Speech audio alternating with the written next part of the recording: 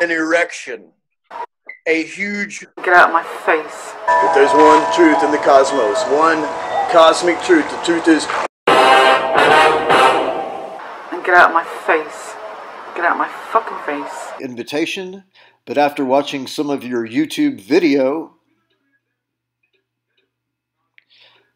I don't think I would fit into the swimming pool very well.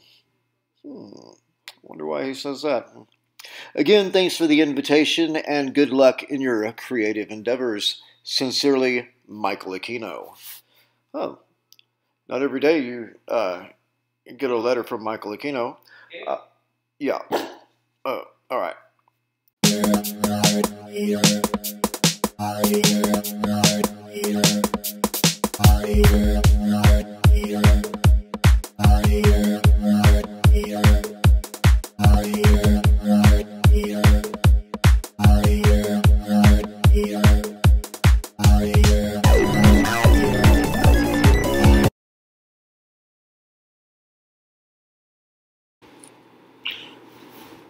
How you doing? Anthropos here with another exciting episode of You Don't Know. You don't know, huh? So don't act like you do.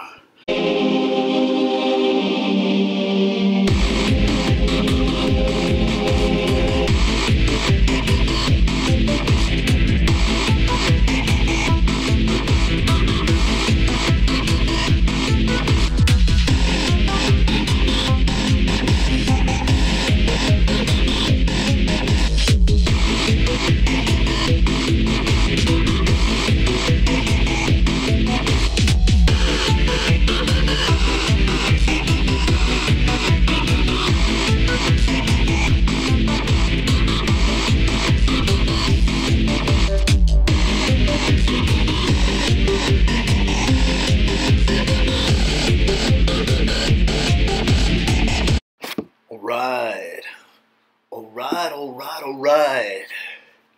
Welcome to another exciting episode of You Don't Know. You don't know, huh? So don't act like you do.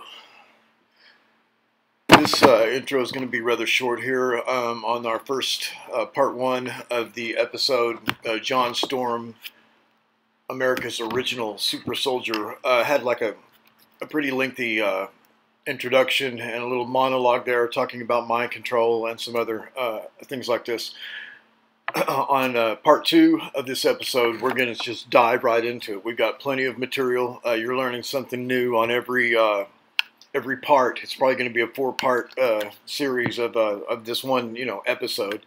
And John says he likes working with me, and hopefully we're going to be doing some more episodes.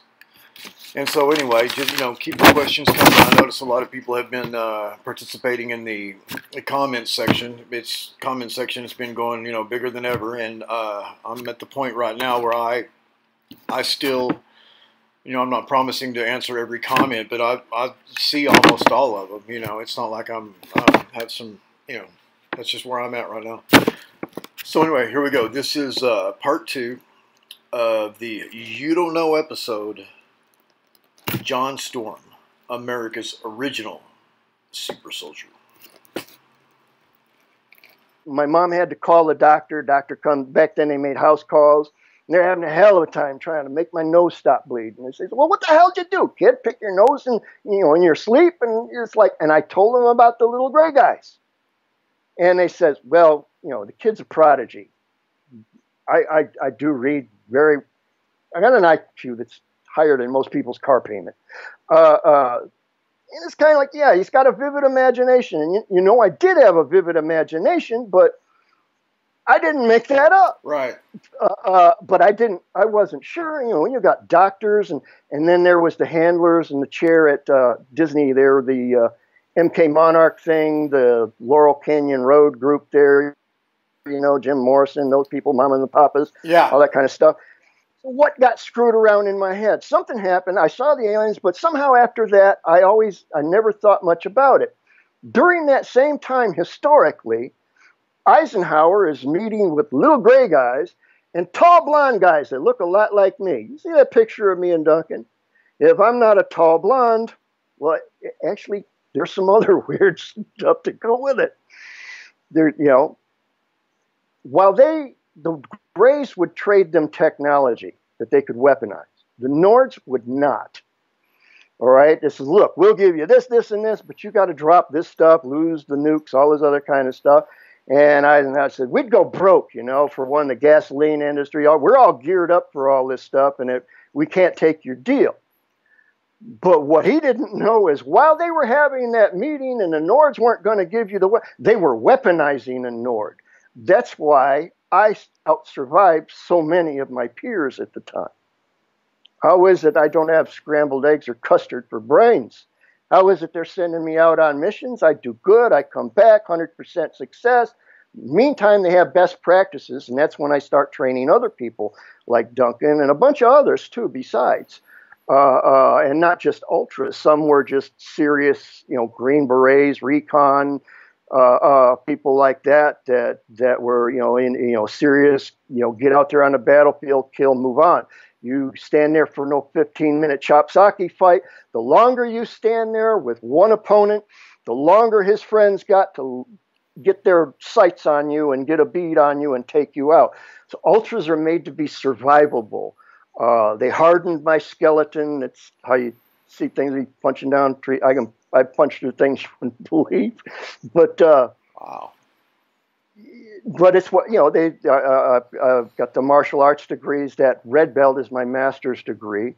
I was Duncan's master, among others. Which martial art? I'm guessing more than one, but which? Oh, yeah, you got very eclectic. In fact, we we kind of rewrote the book. This was back in the 70s, early 70s. I'm a master's in Chinese Kempo, black belt second degree in Masayamas Karate, Shidoshi level of Tokogari Ninjutsu. But I've been fooling around with I love the Thai kickboxing wheel kick better than anybody else's wheel kick for power. So when we got together, there was things when the spooks would send us out to do jobs, and it's kind of like, it doesn't work exactly like that. It works like this. And that's how we survived. If we stuck with just this and didn't improvise or something like that, or have that ability and freedom to think, you wouldn't have made it. And then when we come back, we share, no, you don't do this, you do this. And when you get out there and you're going to fight, forget that crap you learn in this YMCA. Well, it's not crap. I love that stuff. Okay, I love sparring. Don't want to kill my partner.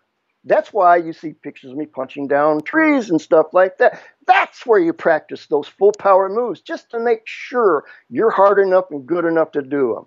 You know, you can knock through a couple inches of poplar or maple. Don't worry, the human head ain't going to take that. All right? And the idea on the battlefield is once you hit, like I say, there's no negotiating. You do not knock out the guards. There is no guarantee whether they're going to be out 30 seconds, 30 minutes, or 30 days. There's no guarantee, and you don't want them throwing you a party while you're on your way back out, or or throwing the alarm while you're in the middle of it. Just so kill everybody. Yeah, okay, got it. Quickly, quietly, one move, one shot, one kill. Pretty much the same with your hands and your defenses. You get up quick. A lot of them. That's why I was good with the executions. I can't give exact details to everybody because no matter who you kill, no matter how bad they are, they're somebody's brother, father, uncle, lover. So, that would never end. And the idea was for it to end. If you put this guy in a prison, he would run things from prison. Nothing would change. And I didn't know at the time, but the CIA was playing politics with the different cartels. Of course. They were favoring some. Some didn't get quite the scrutiny that others got. Yeah. I believe, I didn't know at the time, but looking back, after I found out, see, we'd go in, we'd take out a drug lord, and then the cleaning ladies, the janitor squad, spooks would come in. We thought they were burning the drugs, burning the cocaine, destroying the whole thing. No, they were loading it on black planes, bringing it to the state. I didn't know that. All right? I understand, yeah. Yeah. They keep things compartmentalized so you can feel more patriotic. The job, they go around, they pay everybody up. It's a rival gang. If we had to do it shootout style, if I had to do it indiscretion, the team would come, they'd back me up from the outside. I'd go in. In one case, this guy rented off this, well, I got his uncle a couple days before.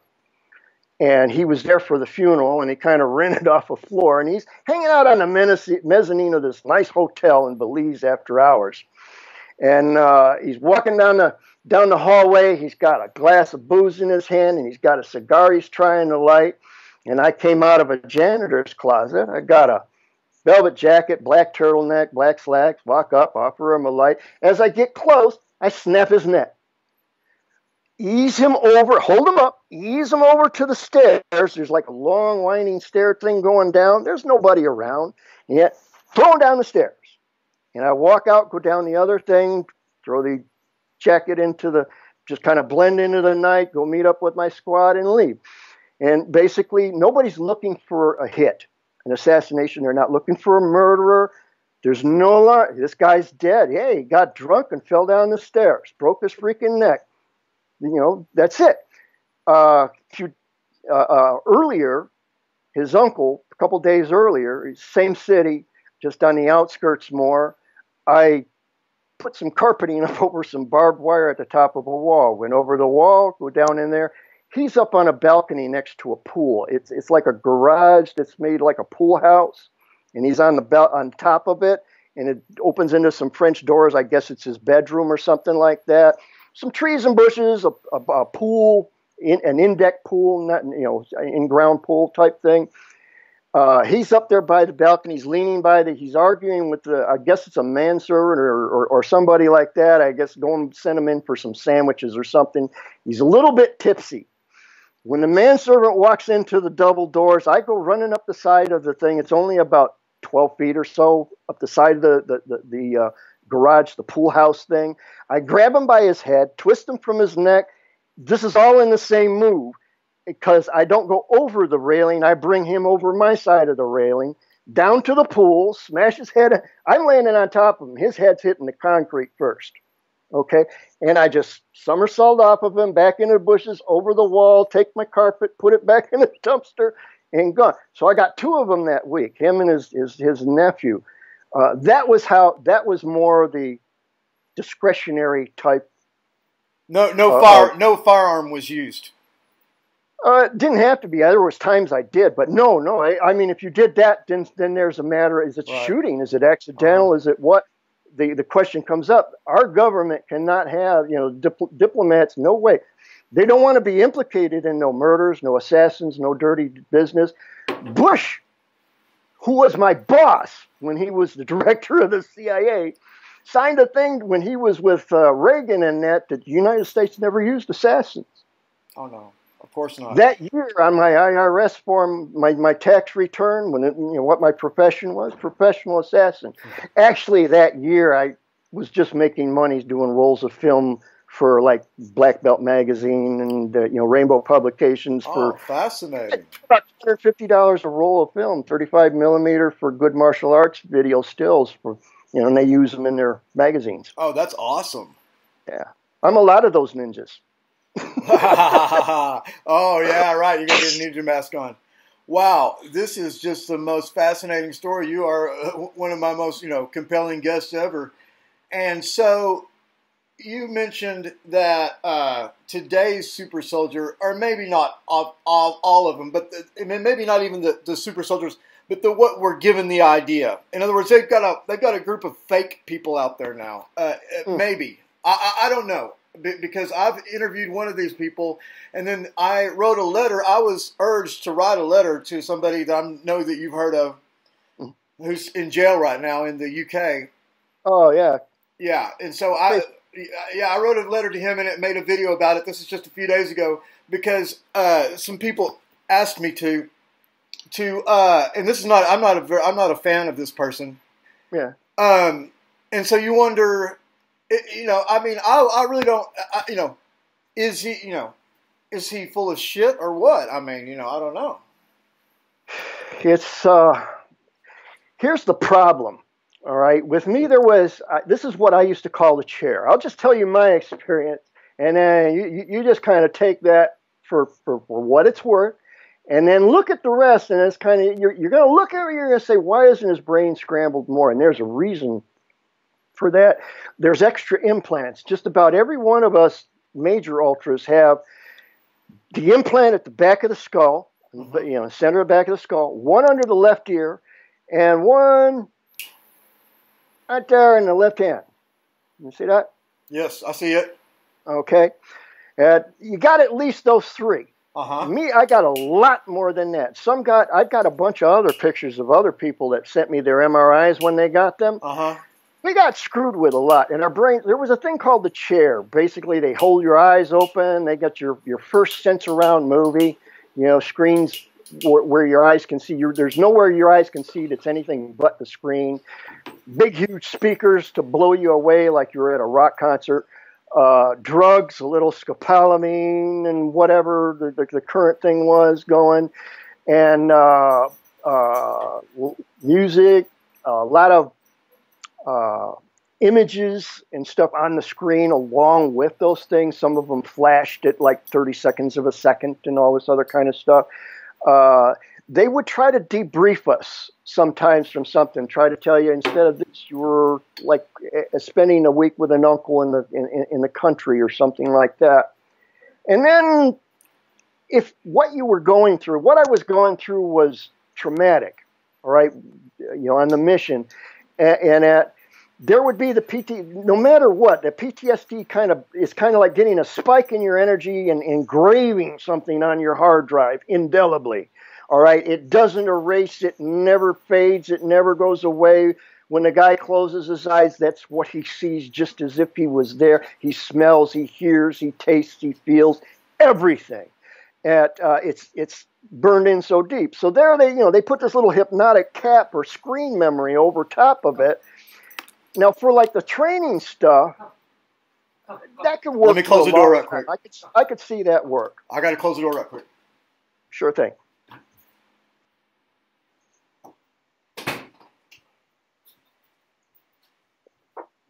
Okay, sorry about that, John. I'm right here with you. For the training stuff, I could see how now heating up. A screen memory would take that away. You'd remember the screen memory because they seem very logical, very vivid, and all that other kind of stuff. Harmless, innocuous. I had a good time. That's about it. Life goes on. But if it was traumatic, you'd have this memory, but you'd have scars, or I'd have scars or something. And then as you close your eye, you're remembering this. And you smell the body's bloating, and it's kind of like, no, that wasn't cows on Uncle Dick's farm. That was people. That was,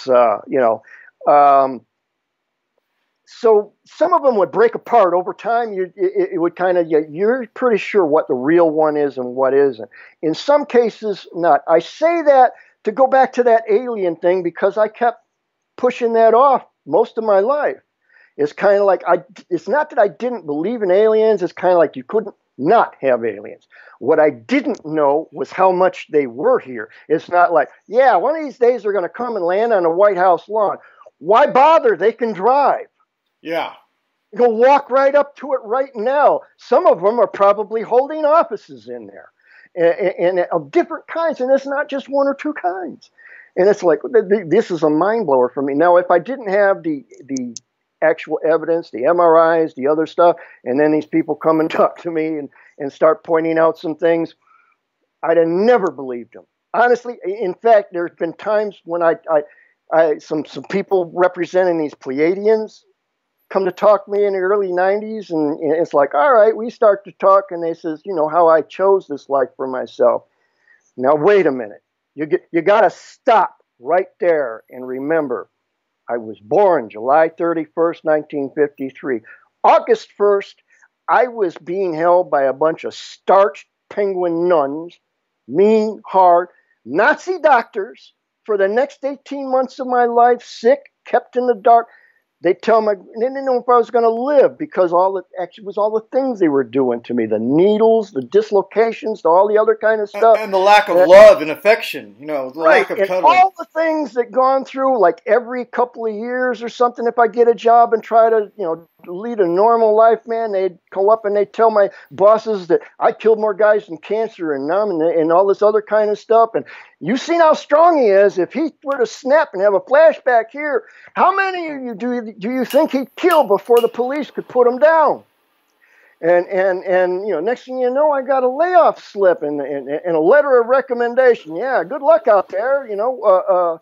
And I'm off pounding the pavement again, trying to support my family until I can get another job. Start at the bottom, last one hired for, you know. So a whole lifetime of this crap. And these people are telling me, you chose this life. And it's like, are you kidding? Do you know how much I've been tortured? Do you know what it feels like to have needles scraped against your bones? In your brain, electrodes put across your muscles and that to make you flex hard and exercise. And I chose this. Was I crazy? How arrogant could I be to have chosen a life like this, to believe that I could actually overcome all of that? And survive, and just to survive. Just a couple of months is unbelievable. This leukemia thing is kind of like, well, with all the fights I had, I guess it's only fair that I have at least one more big ticket killer on my ticket, you know. So you've been diagnosed. You've been diagnosed with leukemia. Oh, it was like well into its stages. I had just come out of a coma. They had for 10 days. I was down to 140 pounds. Normally, for a guy my frame, 240 looks nice. Kids mistake me for Hulk Hogan or something, you know. How tall were you at your height? At your 6'5", 240 pounds. Whoa, big dude. At about 180 now. On my way back, but I got down to 140. I was skeletal. Oh yeah. In the coma, and I thought that MK Ultra had got me back when they got me in the hospital and got the thing down there, and I was fighting for my life, and just the strangest things happened during that 10 days in the coma. And then the doctors, and then I explained to them, and now they went and checked me out. And this was the coolest part. You know, it's nice when you're talking to people on the radio, you don't know who's really checking this stuff out. I think he's lying. I've heard people say some silly stuff. If he made 35 grand for 2 weeks work, he must have made so many millions of dollars, this guy should be set. And it's kind of like, no. I worked 2 weeks here, 2 weeks there. I had to buy my own guns and stuff, and, you know, and whatever equipment. If I needed, I had to take care of that stuff myself. Then there's the team, and then there's, you know, and then you got a little bit of an entourage going too, because you're traveling a lot. And I used to do a lot of karate tournaments and stuff, and that would be like my cover. Okay, go to Istanbul, you know, somewhere in it. You know, I'm fighting a tournament in there. Do I get to finish completely? No, I don't get to win, because it would draw too much attention if I won too many. But somebody died of natural causes in Istanbul that really needed to go. And it was just a coincidence. Just a coincidence. And I just happened to be in town fighting that tournament that year, and and we did that really well. I did ninja really well. How many men do you think you've killed? Now, they like to say I've killed more than cancer. I don't think I killed 100. I'm trying to consider guards and stuff, you know, because in some there's shootouts. You got a lot of people. There's a lot of lead flying all over the place. I'm usually kind of in my zone. I'm not really counting so much as I'm focusing on center, depending on whether I got to go for headshots or body shots, neck shots, whatever. Moving, you got to keep moving. You can't stay in the same place for very long. You move laterally. You move, you know, my beginning students, I say, you know, expect the unexpected. To my advanced students, I say, be the unexpected, which means when I'm on the battlefield, I'm moving in directions nobody anticipates. And I always hit you from more than one direction at once. And there's there's training to do that. And when we trained others, it was like, okay, when you go into this battle, you think strictly the kill moves. You know, 45-degree angle into the eye towards the nose on either side. There's an optic nerve hole in there that goes straight to your brain. You can cram your finger, your Bic pen, a pencil, a drumstick, you know, anything into that instantly. Instant death, just as good as if you shot him with a .38 right in the head. point blank. No walking away from it, okay? Anybody can do this, all right? Or to that hollow of the throat there to crush the larynx. The harder and the better you push that back towards the spine, they don't get up and walk away from that. Now, we add to that a little twist to the neck because you can break their neck and they'll still live and they can still talk. They may be peanut butter from the shoulders down, but from the neck up, they can give information that can hurt you or hurt your government. So, you know, so you twist their head the other way so that the veins collapse and the larynx completely corrects, and there's no way they can pull this person back. All right, so he's in Vietnam, that used to drive the Viet Cong crazy because, you know, somebody stopped to pee, just step a little side off the jungle trail, and we were in Cambodia waiting for him, you know, snatch him in there, snap his neck. By the time anybody realized he was gone and back trace him, and they find him with his head turning the wrong way. That happened a lot in Mexico. Eventually, the cartels start doing it, but they cut your head off and do it, which was just being flashy. I just didn't cut their head off, just turn their head. No messing around with them. The SEALs kind of freaked me out a little bit that way, but me, it was like in quick, no messing around, no playing with them, no pity pat moves, all straight moves. You're in, you're close, you don't mess in any opportunity. You see 3 guys, you know, and they're shooting at you. You only got so many bullets, all right? Or maybe you don't have it, well, you only got so many bullets, all right? The other 2 guys are looking at the one. Which one you get, you know, if you're going to use your bullets to the best account, you know, an ultra is going to take it. I'm going to take the person that they're talking to, 1 headshot there. Those 2 guys are taking orders from him, so they're going to take at least a few seconds to determine among them what to do next now that the commanding officer isn't giving them orders. I am not waiting to see how the argument turns out. I keep moving all the time. I never stop. I'm flanking and moving in on them to take them out, whether I have to do it with a bullet or my bare hands. While they're making up their mind, on the battlefield, there are only 2 types of people, the quick and the dead. And Ultra is designed and trained to be quick and deadly. Fascinating. No nonsense. I mean, you kind of got to applaud a little bit what they came up with for the ideas for the. They made us for people that they're very afraid of, and also their competition. And it makes them look good. They just look like, you know, Stars and Stripes and, you know, John Philip Sousa and all that kind of crap. And you know, not that this was a dirty business. I think it was a good thing that those people got taken out. I mean, when you live a life, the things you do is your karma. It comes back on you one way or another. You know, karma doesn't always pay its bills on the first of the month. Whenever it gets there, it's paid in full. All right. So if that's the kind of life you lead, then pretty much, you know, that kind of ending or what kind of ending you can is pretty much to be expected. And like I says, it's kind of like, you know, there is a hell, it ain't half full yet, and it's good enough for me. Right. So it sounds like just about almost all of the people you killed, you can safely say they had it coming. Yeah, I'm not the judge, just the executioner. Right. I'm the axeman. Yeah, yeah. But you know, but these people. I believe at the time, some people got closure.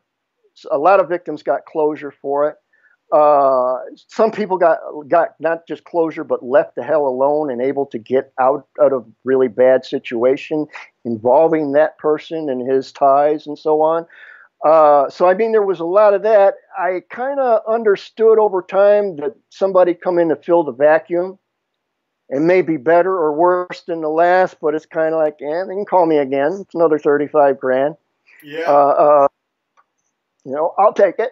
Well, back then I would, but right. So let me ask you this: they had to make it. They had to pick somebody really that would move me that way. When I was in Cambodia, which was my first missions in that from the military on, they carpet bombed a place called Battambang, and I was right nearby. They didn't just they went over the border. They were so out of. They weren't supposed to be there. I wasn't supposed to be there. We had this joke, you know, people say, yeah, you were in the service? Yeah, United States Navy. Oh, where'd you serve? I didn't serve in Cambodia. Oh, okay. Where were you? I wasn't in Cambodia. Well, where were you? Well, the President Nixon said we had no people in Laos and Cambodia. So I was one of the ones that wasn't in Cambodia. Right. Okay. And I had a twofold mission while I was there. One was to train freedom fighters how to sneak up on better armed and better outfitted Khmer Rouge, take their weapons, take their supplies, outfit their own guys, do more. And at the same time, I was doing the thing for the Viet Cong that were coming down. The DMZ was blocking the Ho Chi Minh Trail, so they'd come around through Laos and Cambodia into South Vietnam to resupply their lines. There'd be people like me, ninjas in the trees and the bushes, and one by one, people would start disappearing. And believe me, when they had missions into those jungles, you better believe the wind went up their spine. They never saw, never heard. All they saw was the results. Oh, wow. That's hardcore. And so, especially... That's a spook machination. They want that psych thing going. And it's kind of like, look, when you go find your buddy and his head's turned the other way, you don't know what did this. And it's like, look, I am like 3 Vietnamese. That's what I was fixing to say, John. Over there in Asia, do you find that you're almost twice the size of most of the fighters over there? Man, I stand out like a sore thumb. I get called a demon a lot. I kind of take it in stride because it's not always a bad thing with them. Yeah. Well, let me tell you, I'm 5'8", and I've been to Asia, and I'm pretty tall over there. You know, at 5'8", you know, so I can just imagine. I walk through the crowds in Hong Kong, kind of like with my arms up here. Most people barely come up to my nipples. If that, you know, I remember slow dancing in a disco in Singapore with this silk shirt on and this girl, beautiful girl, breathing on my belly button. It was one of those hot, steamy nights, and it's kind of like, yeah, I had to think of something else to do. Man, that's a good story. That's a really good story. And so let me ask you, just on a personal note, about, you know, obviously we know that probably just about every one of these people that you killed had it coming, and certainly none of them were innocent, but I'm just talking about this from like maybe a cult or maybe spiritual aspect. Are you haunted by any of these deaths? Well, I still have. It's not. I don't do that for entertainment. It's kind of a haunt. And I remember, especially the one, but it's not necessarily people I killed either. When back on the streets of Rochester, I had gang stalk, and I didn't kill everybody. In fact, I didn't kill most of them in civilian life. Back in America, CIA could operate overseas, but not here in the state. And that's what was my understanding back at the time. But they were operating here in the States, there in Rochester. It's kind of like, you can call that a CIA town if you want. So you were targeted by gang stalking. Oh, I wasn't always, you know, by about my mid-20s, that's when I quit with them. That's when I did my last mission down in Mexico and that. And it wasn't an option. It's what you call a rogue asset. That's politically correct for runaway slave, asset, property, runaway property. Okay. I cannot get on an airplane anywhere. Even today, you can't get on an airplane. No, today, not even today, especially not today. Right. Yeah, because I've been blowing the whistle on them for some years now, and it's kind of like, no, all right, we're done. I've got a passport, turned out to be flagged. I'm living in Rochester. I can't even go across to Canada to see the Canadian side of Niagara Falls because my passport's flagged. Kept me there 3 hours interrogating me about some crap, and I said, wait a minute, I never did that. I'm innocent of that. That happened like 19 years ago. I didn't. Yeah, all the guilty guys say that. And it's like, I want to kill the son of a... Yep. 3.5 hours turned me back at the border.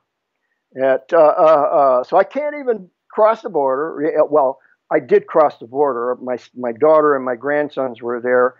I snuck across I used my Indian connections. I'm part Native American as well. And, to get across the border without getting checked, disguised as some cargo in a contractor's van. But anyway, I had a girlfriend in Wales. I was going to depatriate and go to Wales and stay with her. And I'd written a couple books, and I was going to write some more and basically just be an author and live my retirement in England there, and just, with somebody that I knew since I was a little boy. And they start sending people to threaten her and scare her about me, about my conditioning. And it's been 65 years, and the people that I know best and I've been around the most, I haven't hurt. And I've never hurt any of my students. I never physically damaged any of my students. So if you're in me with a martial and I got a sharp sword or anything else like that, and we're practicing and I'm teaching you something, you're going to come away whole and well and knowing something, all the time. That's why I'm a master. See, a black belt, let's say there's 140 techniques or 300 techniques to this particular style of martial art, okay? XYZ martial art, 300 techniques to it. All right, to become a black belt, you have to master each of those 300 techniques well enough that you can teach somebody else how to do it well, okay? You have to know each one. And that means that makes you a black belt. But to be a master, you don't just master those. You have to epitomize those, what they stand for, the philosophy. There's a whole line of thought that goes into that whole technique and that whole discipline that kind of blossomed outwards, like Nu Yin Ga, 5 animal style Kung Fu, very traditional. There's a whole line of thought in that, how these things work and the spirituality behind them. And so in order to become a master, you have to epitomize basically what they stand for and what they look for in this perfection of this art. Though you're not perfect yourself, you're still heading there, but you epitomize what that should be. Wow, that's fascinating. It sounds very archetypal. It is. It is. I get a lot of respect from a lot of Asians, even though I butcher Chinese something often. Those tonal languages throw me. Because you see how enthusiastic I can get when I'm speaking. Chinese is tonal language. If you say ma, upward, it means like to buy. Ma means another thing. Ma, something else entirely. So whether it's an upward lilt, straight, or downward, changes the definition of the word entirely. Wow. And me, I get excited and I start talking, and I tell you, I could be the best Asian comedian ever, because I bet I could just try to read their names and get the whole place in stitches. Oh my gosh. Just the impossible things I say, trying to say the right thing, but you lilt the wrong way, bro. Yeah. Excited. So obviously Duncan O'Finian and Randy Moggins are the real deal. There's a lot. Well, like I was trying to explain about that chair deal. There's what you see and what you perceive and what you were made to perceive, and how much of that sticks. What they want you to believe. I had an episode where I had this alien hologram thing. I was about 14 years old, appear in my room. Big-headed guy, but he's got smaller eyes. Skull cap on. He looks like something out of a freaking B movie. Ming the Merciless or something like that. Big head. And I'm saying, now 14 and rebellious. Okay, you got to understand. The monsters were studying me in their pit, but I was studying them right back. Okay, so I was thinking this was some kind of, because I had this vivid imagination as a boy, and that thing couldn't possibly have really happened, that they stuck a triangular thingy up my nose. Yeah. Since all of that was so, that couldn't possibly be a real alien, now could it? So it had to be a hypnotic suggestion from the chair, Dr. Estabrook's deal there. So me, I'm making fun of the thing. I don't know if they're watching me from a hidden camera in my bedroom or what, but I'm calling them, oh yeah, the great gazoo. May your jelly always cover your peanut butter and all this other kind of stuff. He's telling me, now here's where I got some differences with some of the other guys and what they say, because this is what he said. I don't know whether to believe it or not, but this is what this fool, this alien thingy, I thought it was a hologram, was spending time telling me that basically we hadn't gone to the moon yet. This was like 67. This was like 2 years before. Yeah, but he said that humans would never be allowed past the orbit of the moon, because I'm thinking about Mars, and I'd already astral projected or did a remote view thing there once, and saw the different shaped pyramids Some were 3-sided, some were 4-sided, some were 5-sided, and I saw the face thingy.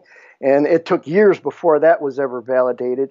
But, you know, but he's telling me we're never going to get there and all this. And there was all this. So you got guys saying we got a secret space thing and we're out there. And I'm thinking not without an alien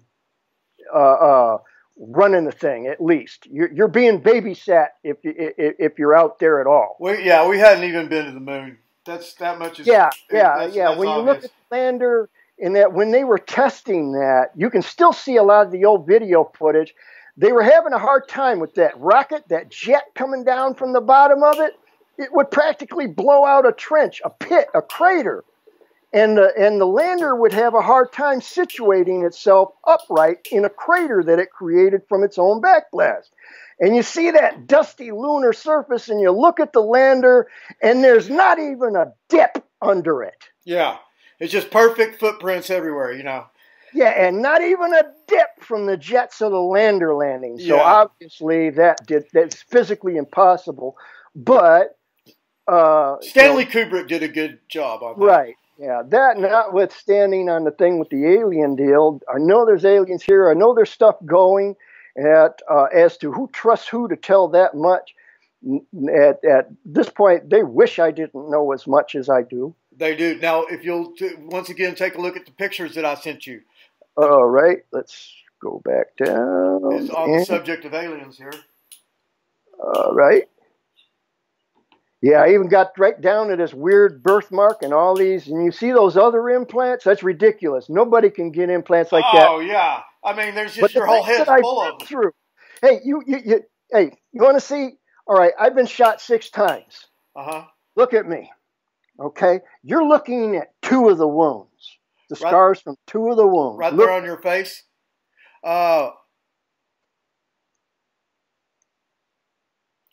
You see the other one? It looks like, is one of them kind of on the side of your eye? Oh, yeah, I see. Yeah, I see that one for sure. They weren't exactly at the temples when they happened because this was so many years ago, and they were glancing shots. I still have ringing in my ears to this day. I bet. But they were glancing shots. It's kind of, there's things that I've lived through because the bones are so hard. It's just, and even the last 10 days there, at one point they lost me, and even the doctor says, look, you know, I said, yeah, it's not the first time I got close to death's door. And the doctor goes, oh, no. You were on the other side. And we want to know what, and then I gave them my short speech. They looked it up, and the cool thing, the next day they come back and they say, okay, we're going to start from here. This is how we're going to do things this way instead of that way. So they really took it to heart. Months, like record time. There's people still there 6 months with less time in a coma than I had. Did Nate Gray interview you from that hospital? Yeah. I'm in a little group with Nate Gray. Yeah, he's a good guy. Yeah, well, see, like I say, now a lot of these guys, like their memories, what they remember and how they perceive them. All this time, I'm not thinking I got actual contact with aliens. I don't understand how much alien I am. Actually, there was a reason why I never got to meet my father and vice versa. And in all of this skullduggery that I was raised in. And, so you're part alien? I am part. In fact, I still get staggered with it. It's just, it would be unbelievable, but there's physical proof. Well, and then there's this, wait a minute, I had this birthmark. I got to share something with you. I screen caught it from Linda Moulton Howe. I've been talking with Linda about a lot of this stuff and trying to understand, especially the deal in California is actually kind of historic because during those times, all this stuff was going on. The UFO community, like I said, everybody's waiting for disclosure. It's kind of like disclosure was long ago. You missed it. Well, I've got my own philosophy on disclosure, and that disclosure depends on the fact that they're going to disclose something because there was a government cover-up. Well, what I've statement is there can be no disclosure because there never was a government cover-up. They've been force-feeding us a line of science fiction movies and all this shit since before our parents were born. If they've been cramming this shit down our throat. There is no government cover-up. They're feeding us an agenda, a narrative. Well, that bit about they were full of shit all along. There was never a time that they weren't. Not in my lifetime. This is what I got born into. Look, everybody tries to force feed me to remember the Holocaust. Don't you understand? The same Nazi doctors, monsters, did that to Americans. They not only brought them here and gave them houses in the freaking suburbs, and they did this to American children. We're going to find not just that, though. They got caught all over the place. The things they pushed down subways, released near schools. We're going to try out these weapons to see if they kill our enemies. We're going to try them out on our children. And it's kind of like, this is what I lived through. But there's a thing here. There's even the Nazis were guided by these guys. Werner von Braun will tell you, the same people. Werner, Jesus. I got that's why I want you to look at these and find out where this on the subject that you're speaking of right now. When you get a moment, I'd like you to look at these two pictures I just sent you. Wait, me. Because they were pictures. I'm trying to find this one screenshot. Let's go. Would it be under like alien birthmark or is it? Bingo. Ooh.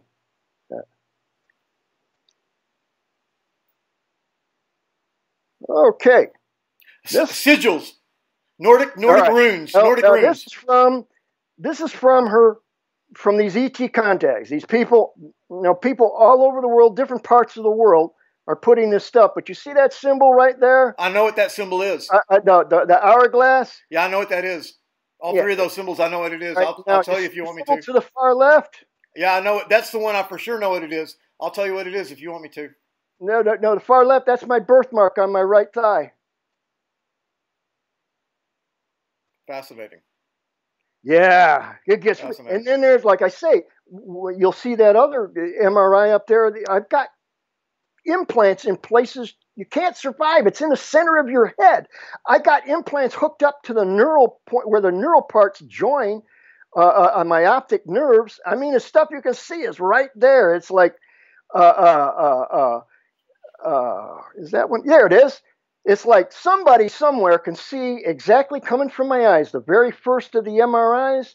You see the nerve coming back, and then there's this little BB. It's white, which means it's the same density as the bone of my skull around there. Mm-hmm. And if you look further back, right towards the center of my brain, before this thing goes back, there's another BB. Yeah, I see the BB. I'm looking at the BB now, and I'm going to put this down about. These are on the video. Right. Go back about 4 pictures down from that. You're going to see a teardrop-shaped thing right in the middle of my pineal gland. How do I live? The one above that, there's 8 implants. If you look, it's splitting my... That's a slice. It's in the middle of my head, in the middle of my brain. You can't... It would be inoperable. You couldn't take them out without killing me. You couldn't put them in without killing me. Unless you had something... Or they were like transported there. Like they were kind of like transported there or something. You know, like the transporter on Star Trek. Extra dimensional. Extra dimensional. Okay, and don't want to spend too much time on this, but this the symbol that goes on your the birthmark on your thigh. Those 3 symbols, they're actually all the same symbol. Yeah. And and since it's on your thigh, you may know what it means, and I'll tell you if you don't. Well, it's also on some petroglyphs. Yeah, it's the most. I gotta go visit, and Clifford Mahooty tells me it's a kachina. It's a Stormm kachina, no less. And it's like my name's John Stormm, no less. Yeah, well, it's the most common symbol in the world. It's the oldest symbol in the world, and what it actually is you've seen this symbol where there's like a man like standing like this. And he's all square looking, and he has 2 little circles by him. You notice both of these right here have the circles by him, because what that is, and the reason it looks like a champagne glass, it's a inverted cup on top of the squash bill. Basically, it's a toroidal field. It's a 2-dimensional picture of a toroidal field. Right. The whole deal about this whole thing that they had been trying to make sense to me was extra dimensional, not just extraterrestrial. extra-dimensional, or combinations of that. It's incredible. It's just so involved and all of that. That, like I said, this has been the last couple about the last year has been intense. The stuff I've learned. This is Vegas. You got tall whites out there at Nellis that come through town, and I actually got to meet some. It's like, damn. Wow. I've heard that guy's testimony. The guy who wrote the book about that, he was out there on the deal with them. They're still here. I don't know exactly what's going on out in the desert and that, but you know the guy I'm talking about, though. I don't remember his name. But you know who I'm talking about, though, right? He was like the kid that checked the weather. 60s? Yeah, Yeah, same. Yeah. Okay, so if you'll look at those, the picture that you sent, if you look at the pictures right above that, the two pictures there, above the your birth scar. Oh, okay, yeah, okay. If you'll take a good, I took those pictures personally. From where? And do you see what they appear to be? Do they appear to be the things that were in your bedroom? No, they had. I got a good example. Hold on. Let me go back here. I got a good example of what one of those looks like, because somebody had something somewhere, and I'll say I'll be damned if that wasn't it. It could be hoaxed or not, but it's what I saw. Whether it was an illusion, let me find it here. It's in, let's see, it's in my desktop. It's ET issues, yeah. Oh, man, why don't you give me a better view? Give me, there we go. Let's see. Where's the picture of these little guys, or a little guy? He had the cutesy face, just the Bambi face and all that kind of crap. Oh, he was a good looking one. He was a nice looking one. Yeah, it was kind of easy to. Might invite him over for dinner or something. Well, they called these in Linda's house thing. These ones are grays are called emerthers, and they're supposed to be like something special.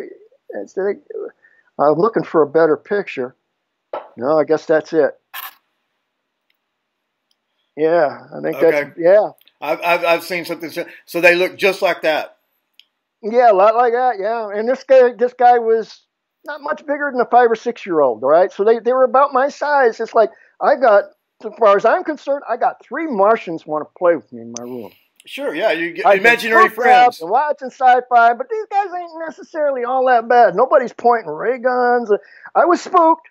And it's kind of like, and I went with it, and man, they got the triangular thingy, and then they got that was just my imagination. Now, the thing about that was, it wasn't till the early 90s when Whitley Strieber wrote his book, and I didn't pay no attention to him, okay? Didn't pay any attention to him at all, or anybody else. It's kind of like, yes, I know they're out there, and I know, but when I saw his book on the shelf, he had the picture of the gray with the black eyes like that, and it's kind of like, I'll be damned. Because I used to sit and draw pictures with my mom. My vivid imagination, I would draw pictures of those aliens. And Mom kept, like, the best things that she stuck on her refrigerator. She had this old suitcase she used to call the boneyard.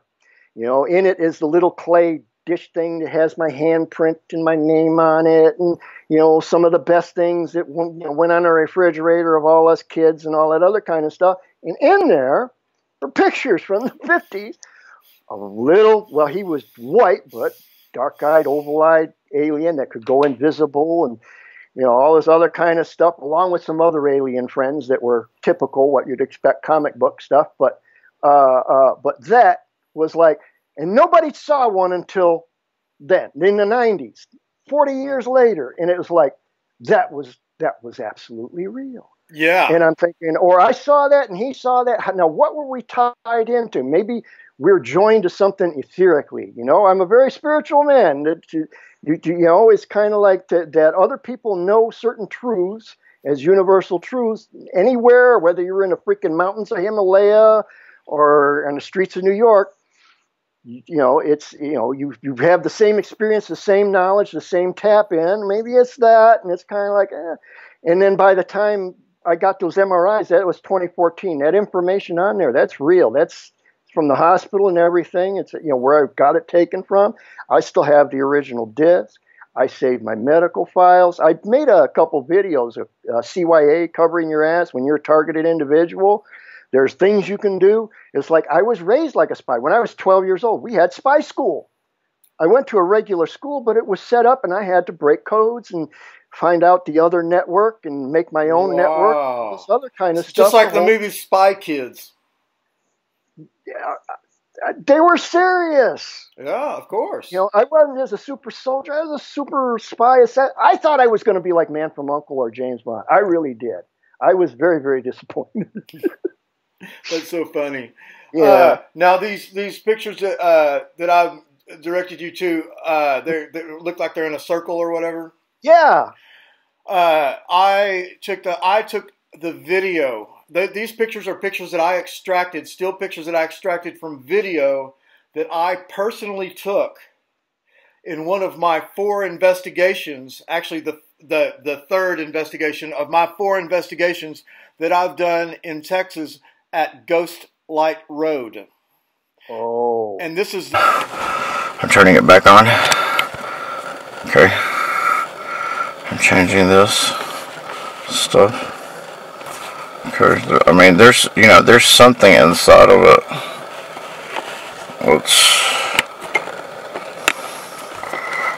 Wait, hold on. Oh my God. Certainly.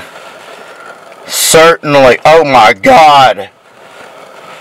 Oh my God. I don't fucking believe this shit is fucking happening. My God, baby, it's close. Nancy, it's right here on top of us. Nancy, start the car. Start the car, Nancy. Start it. It's 10 feet away from us. No, it's farther than that. You want me to turn the lights on? Okay, now hold on. You're not scared, are you? The glowing orb phenomenon. The orbs that float around. And I'm the only person that I know of, or have even heard of, that has filmed the entities within the orbs. See, I don't think I got anywhere. I don't. So everybody says they can see a face in this. Not so much. Yeah. You don't really see a face in the pictures that I took? No. I see that. I see that easily. I'm looking for. Let's see if I can just title it and do. And let me tell you, I've also found out where. Okay, what'd you find?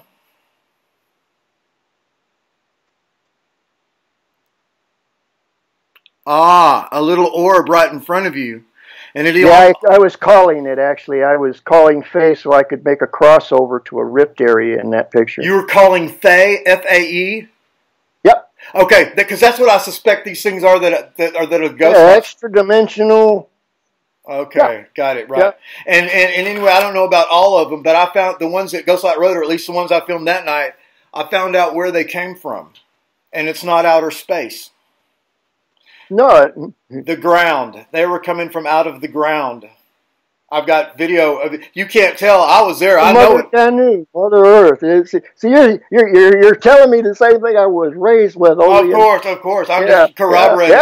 It's cool. Showing you a couple of my experiences as well. Yeah. And so while we're on kind of on that subject, as far as maybe some similarities between us, I do have typo negative blood, but also as far as my genetic history would be basically a combination of almost all whatever Irish, Scottish, or whatever. And I don't know this for sure, but really it's a family maybe secret. Something we know that I'm probably maybe like 1/64th American Indian or something like that. Yeah. So so part Germanic or whatever, part English, Gaelic or whatever, and then part American Indian.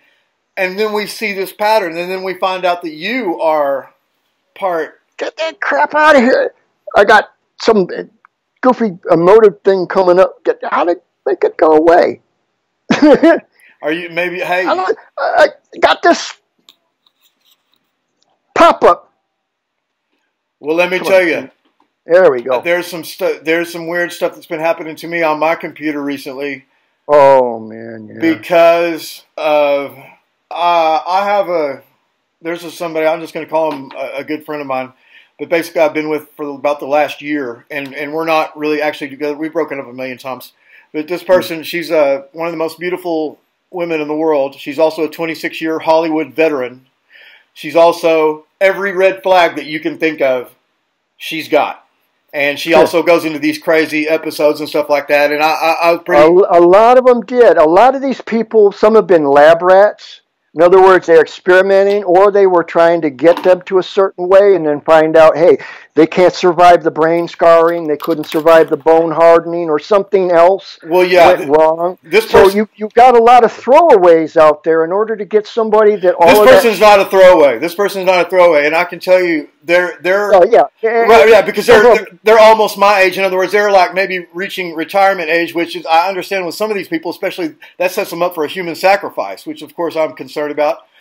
But this person has sexual powers that are beyond comprehension. In other words, I did not realize that there was this in the human experience. In other words, unbelievable. So it doesn't take too much imagination. So this is the kind of person that can walk in and dominate a room? Oh, no. That's doesn't even have to try. No. That's putting it lightly. I know exactly what you're talking about. I have a book called Practical Witchery, and in fact, the trait is called domination. And in fact, I even give exercises as how you can develop your ability to do that. Well, now I believe it or not, somehow do that myself, but not in the same way that she does. A lot obviously. of us do. In some cases, it's a genetic thing. It's kind of like, look, if you're Cro-Magnon, I don't care whether you're Negroid, Asiatic, white, or whatever, Native American, if you're Cro-Magnon, period, you're this level of human being, you have a large portion of what you would call a Nordic alien DNA. It's what makes it. This is why we all look like this. And